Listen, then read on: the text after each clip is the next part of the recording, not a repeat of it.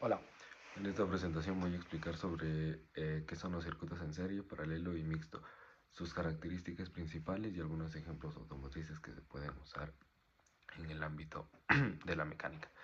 Primero hablaremos del circuito en serie. Este tipo de circuito se caracteriza porque los componentes se conectan uno después de otro, es decir, que forman un solo camino para el paso de la corriente eléctrica. En un circuito en serie, la corriente es la misma en todos los componentes y el voltaje se divide entre ellos. Es decir, que si se tiene una batería de 12 voltios y se la conecta a dos bombillos, cada bombillo va a recibir 6 voltios por cada uno. Un ejemplo automotriz de circuito en serie se puede encontrar en algunos sistemas de sensores o dispositivos de control. Otro ejemplo puede ser si dos sensores se conectan en una misma línea y uno deja de funcionar. A veces la señal puede interrumpirse para todo el circuito. Cuando ocurre una falla por apertura en un circuito en serie, como un cable o un bombillo fundido, todo el circuito deja de funcionar. Es decir, que si uno de los bombillos si se conecta en serie y se funde, ambos se apagan porque la corriente ya no tiene un camino por donde circular. Ahora hablaremos del circuito en paralelo.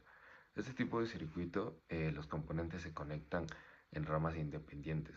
Su característica principal es que el voltaje es el mismo para todos los componentes, mientras que la corriente se divide entre las diferentes ramas.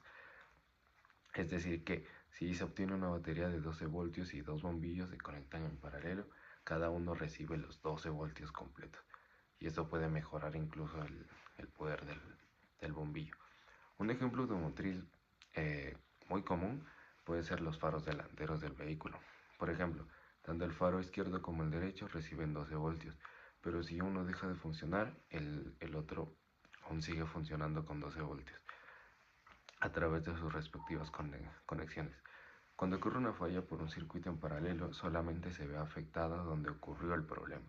Es decir, que si el fallo, como mencioné, si el faro izquierdo se funde, el faro derecho aún sigue funcionando, porque tiene su propio camino en el paso de la corriente. Comparando ambos circuitos, podemos decir que en el circuito en serie solo una falla afecta a todo el sistema, mientras que en el circuito en paralelo una falla en general afecta únicamente al componente que se fundió.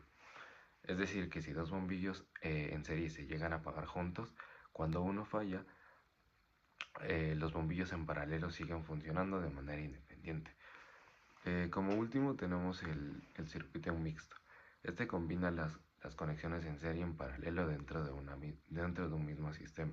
Es decir que este tipo de circuitos son muy utilizados en estos vehículos actuales, por lo que permiten controlar diferentes dispositivos de forma eficiente. Eh, en el ámbito automotriz, en el atentado de luces del tablero, regula el brillo de la iluminación y de los instrumentos. Por ejemplo, al momento que se mueve la rueda o la perilla de ajuste, la intensidad de las luces aumenta o disminuye gracias a la combinación de elementos que se conectan en serie y en paralelo. Para finalizar, los circuitos en serie, en paralelo y mixto son fundamentales en los sistemas eléctricos automotrices. Comprender estas características y su comportamiento ante una falla nos puede ayudar a realizar respectivas maneras de solucionar un problema de manera eficiente.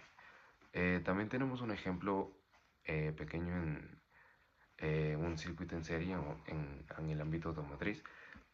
Si en caso de dos sensores se conectan en una misma línea de control, es decir que la corriente 1, el sensor 1 y el sensor 2 van a valer el mismo, 1 amperio. Si el cable entre ellos se corta, ninguno funciona porque la corriente se interrumpe.